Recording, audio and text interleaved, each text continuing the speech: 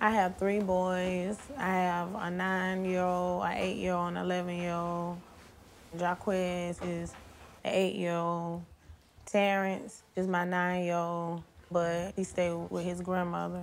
And Rashon is the 11-year-old. He's in 5th grade. He's always been a handful, but he's a smart boy. I enjoy taking care of my kids and really don't ask anyone to help me. We get up at 5 o'clock. If they about to eat something, they eat. They bus run at 6, so basically I'll be trying to get dressed at the same time because normally I have to be to work like 7 o'clock, sometimes 6. Bye, I love you. I didn't know my mother. I never grew up with my mother, never knew who she was. And my father, he was like there every now and then, so I was basically with my grandma. And that's who really raised me, my grandma. I left when I was like 16, and from there on I was on my own ever since I was 16.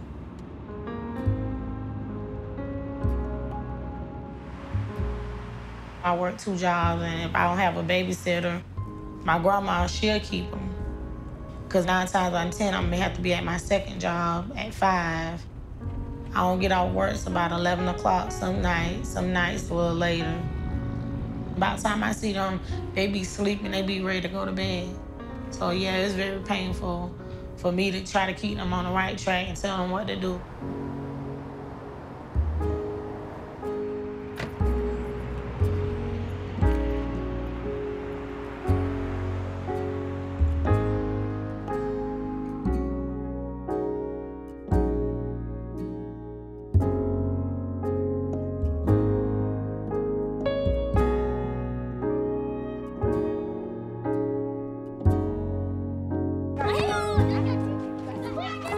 My name is Rashon. I am 11 years old and I live in Hartsville, South Carolina. I like hanging out with my friends. I like music. I like school. My favorite subject is math and I love basketball.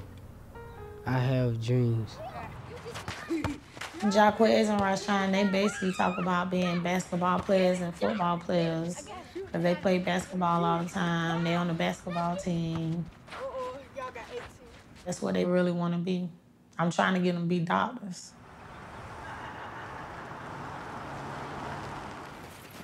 I love teaching in the classroom. One thing I tell people all the time is if I can do what I'm doing, I know I'm changing somebody's life, and that's enough for me. I lost my father at a young age, raised in a house full of women. And the reason why I really wanted to become a teacher was I didn't have my first male teacher until 8th grade. And he actually wasn't even my teacher. He was just a male teacher in the school. I never had a teacher I could relate to. And that's why Rashon, it's kind of like my secret project for this year. With him, I really think he's just the case of a kid dealing with a lot.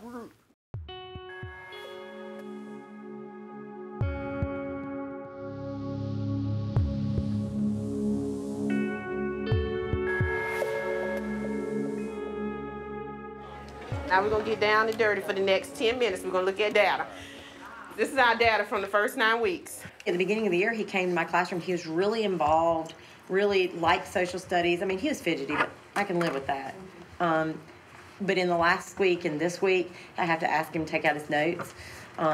He gets up to go to the trash can, he hits somebody in the back of the head. I mean, it's just, he'll get up and go throw things away just to poke somebody or do something.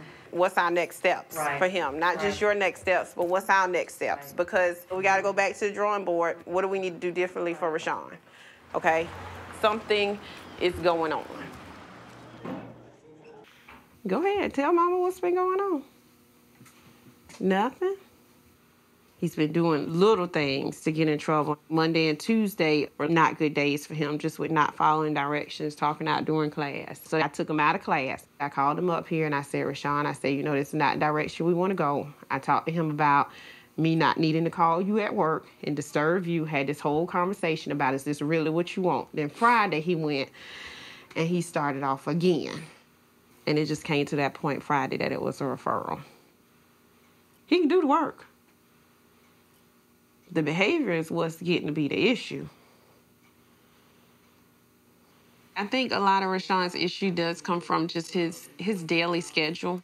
I asked Mom this morning, you know, what time is she getting off now? And she said 11. So to get there and pick him up from someone else's house at 11, take him home, you know, do dinner, homework, and then put him back to bed, and for him to get up at, say, 5:30 in the morning, that's a lot on an adult as well. So it's really a lot on a child. And if that's his routine every day, day in, day out, it begins to present a challenge for him. It's not a problem that I can solve because his mom does have to work and she has to provide for her family. So it's not a problem that I can solve. I think if you are a middle-class person, then sometimes you don't understand the challenges that a person living in poverty has to deal with just to get to school.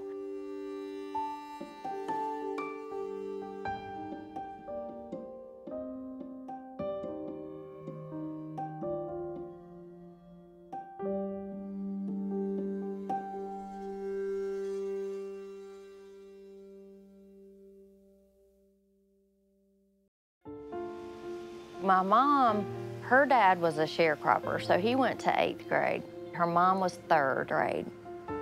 For me to be able to have gone to college, graduated, and be a principal, she tells everybody, my daughter is a principal. I do think that there are low expectations for children who come from lower socioeconomic backgrounds. You know, I think that maybe some of them are written off.